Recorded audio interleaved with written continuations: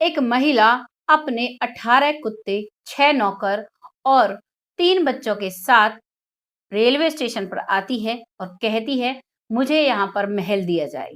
जब उसकी महल की बात रेलवे स्टेशन वाले सुनते हैं, तो वो हैरान हैं।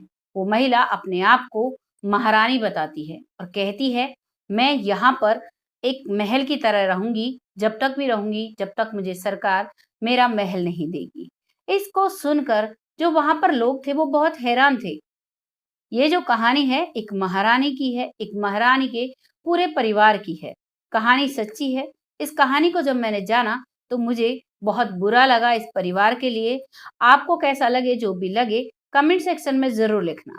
और ऐसा किसी के साथ नहीं होना चाहिए जैसा भगवान ने और सरकार ने इनके साथ किया। तो शुरू करते हैं आज की कहानी। नमस्कार, मैं महक चौधरी लेकर आई हूँ आपके सामने दिल्ली के रेलवे स्टेशन की सच्ची घटना। सन 1985 में ये जो महिला है इसका नाम है विलायत महल और ये महारानी है। इसके 2 बेटे हैं, एक 14 साल का है, एक उससे बड़ा है जिसका नाम है प्रिंस अलीअजा महल और इसकी एक बेटी है जिसका नाम है सकीरा महल। ये अपने तीनों बच्चे, 18 कुत्ते और 6 नौकर, 5 पहले से थे, एक और नौकर वहां पर बनाती है जिसका नाम है राशिद। वो सभी एक साथ होते हैं और जब आकर वो यहाँ पर फरमान सुनाती है तो यहाँ के लोग सन्न रह जाते हैं और इंदिरा गांधी को भी खुद इस महिला के पास आना पड़ता है। ये जो महिला थी ये महारानी थी। इसके पति का नाम जो महाराजा थे वो थे नवाब साहब वाजिद अली। उनकी महारानी थी।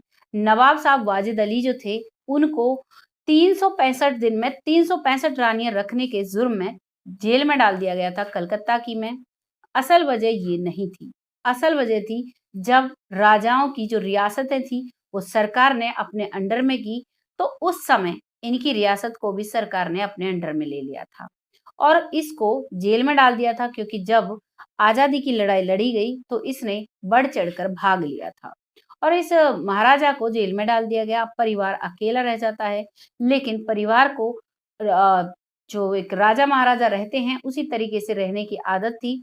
इसी वजह से जब ये स्टेशन पर पहुंची तो यहाँ पर पहुंचकर वो पूरी तरीके से जो महाराजाओं के रीति रिवाज थे उसी तरीके से रहती थी क्योंकि जब ये यहाँ पर आए तो इनके पास अपना सोना चांदी बहुत था और सोना चांदी बहुत था, कुछ पैसे भी थे तो उनसे वो अपना गुजर बसर बिल्कुल एक रियासत की तरह, जैसे रियासत में राजकुमार राजकुमारियां रहते हैं, नौकर चाकर सब कुछ जो प्रोटोकॉल्स हैं वो फॉलो करते हैं वैसे ही यहाँ पर होता है। और लगातार वहां पर वो रहती है और 9 सालों तक उस स्टेशन पर वो रही। 9 साल तक जब वो वहां पर रहती है तो उसकी बात को सुनने के लिए इंदिरा गांधी जी वहां पर आती हैं और आने के बाद अब उनके लिए फैसला लिया जाता है कि उनको एक 700 साल पुराना महल दिया जाता है जिस महल में अब ये जाकर रहने लगते हैं। इस महल का नाम था मालचा महल, जिस महल में अब ये पूरा परिवार चला जाता है। 9 साल जब लगातार वहां पर रहे, जो 14 साल का प्रिंस था उसकी बीमारी के चलते देहांत हो जाता है। अब ये दोनों, एक बेटी इसकी सकीरा और बेटा प्रिंस, दोनों को लेकर वो वहां पर पहुंच जाता और वहां पर एक रियासत की तरह अपना राज चलाती है उस महल पर और सभी नौकर चाकर कुत्ते सभी वहां पर रहते हैं। और क्योंकि उसके पास धन दौलत काफी थी उससे वो कुछ दिन तक ये सारी चीजें चलाती है। उस दौरान उसकी बेटी सकीरा और उसका बेटा प्रिंस अली अजा महल वो पहुंच चुके थे विलायत और विलायत में जाकर अपनी स्टडी करते हैं। पढ़ाई करने के बाद अब वो वापस और मालचा महल में आकर फिर से रहने लगते हैं। उनको उम्मीद थी कि एक ना एक दिन जो राजा हैं वो जेल से छूट कर आएंगे और क्योंकि उन्होंने केस डाल रखा था सरकार पर, उनका महल उन्हें वापस मिल जाएगा लेकिन और उनकी रियासतें भी उन्हें वापस मिल जाएंगी। लेकिन ऐसा कुछ नहीं होता है। कोर्ट का जो फैसला है वो तो उन्हीं के हक में आता है लेकिन जो सरकार है वो उस फैसले पर गौर नहीं देती है। और क्योंकि सरकार ने जब सबकी रियासतें अपने अंडर में ली तो सभी के लिए पेंशन बांधी गई थी और पेंशन जब बांधी गई थी तो वो इस कदर होती थी, पेंशन की रकम इतनी होती थी कि उनका घर खर्च आराम से वो उसी शान शौकत से जी सकें।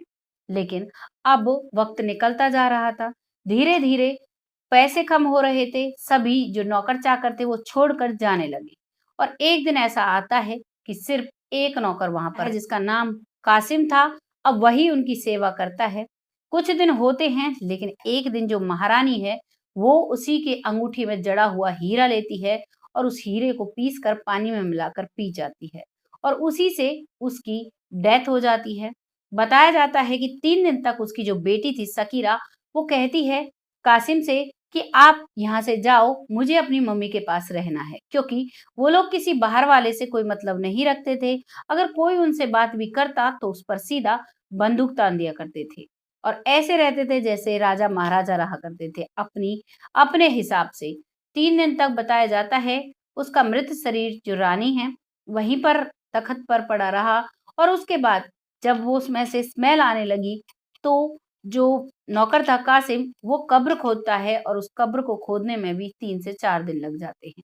यानी 7 दिन तक उस महारानी का शव उस महल में ऐसे ही पड़ा रहा और उसमें से दुर्गंध आती रही। उसके बाद उसको वहाँ पर दफनाया जाता है। दफनाने के बाद अब घर में सिर्फ़ और सिर्फ़ 2 भाई-बहन रह जाते हैं और जो कासिम था, वो अभी भी था, बाकी नौकर-चाकर जा चुके थे और क्योंकि उनके पास पैसे अब ज़्यादा नहीं थे, जो सैलरी थी वो भी आना बंद हो गई थी और जो लड़का था प्रिंस अलियाजा, वो कुत्तों की बहुत ज़्यादा नॉलेज रखता था, तो बाहर विदेशों में जो कुत्ते थे, उनके लिए वो ट्रीटमेंट, खाने-पीने की चीज़ें बताता रहता था और वहीं से उसके कुछ पैसे आते थे, जिससे वो अपना घर खर्च चलाते थे। कुछ दिनों तक ऐसे ही चला, लेकिन बताया जाता है कुछ दिन बाद वो लड़की, जो शकीरा थी, वो भी दिखना बंद हो जाती है और सभी लोगों ने अंदाज़ा लगाया कि उसका भी देहांत हो गया है और उसके बाद कुछ दिन सिलसिला ऐसे ही चला। जो लड़का है प्रिंस, वो बाहर घूमता हुआ नज़र आता था, लेकिन कुछ दिन बाद उस महल से दुर्गंध आने लगती है, क्योंकि जो कासिम था, उसे भी भेज दिया गया था कि तुम क्या करोगे? मेरे पास ना पैसे हैं, तुम अपना बाहर कमाओ और खाओ, अपने हिसाब से रहो। क्योंकि प्रिंस अकेला था, तो 10 दिनों तक उसका शव उस महल में पड़ा रहा। जब वहाँ पर निकलने वाले लोगों को उसमें से दुर्गंध आई, तो उन्होंने वहाँ पर कंप्लेंट की और फिर उस शव को वहाँ से निकाल कर उसको भी दफनाया गया।